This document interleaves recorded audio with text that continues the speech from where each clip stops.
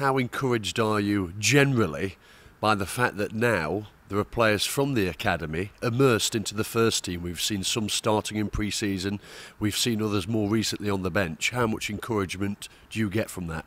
It's brilliant for me and the academy staff. You know, that's why we do the job that we do.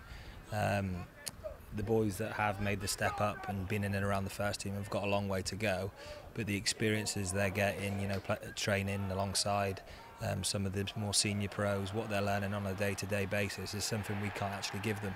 And the kind of link between academy and first team's been brilliant. We had a technical board meeting last week where we got a chance to, you know, share our views and talk about players and footballs and philosophy.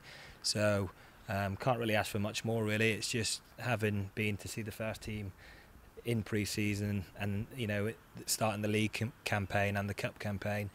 These players are going to have to really step up because standards have gone up. The performance against Accrington last week was exceptional, and it kind of really hit home. We've got a lot of hard work to do. Just what type of emphasis does David Flitcroft, the Stags boss, put on youth development and youth players?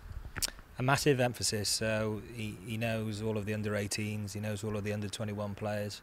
He's keen to get them up as much as possible, whether it's the under-18 players that are actually based at Brooksby. He wants them coming up and training with the first team on a daily basis. But yeah, like I said, I can't really ask for much more in terms of his enthusiasm and the interest he's shown. Both him and Ben have been brilliant so far.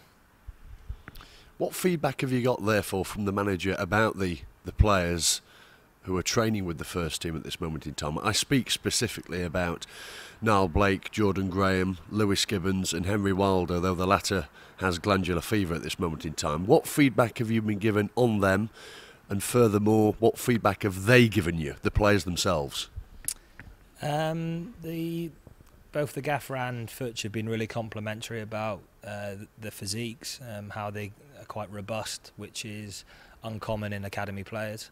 They've been pleased with their intensity levels, you know, but although, you know, when they train with the first team they are being pushed to the maximum, they have been pleased with their fitness levels.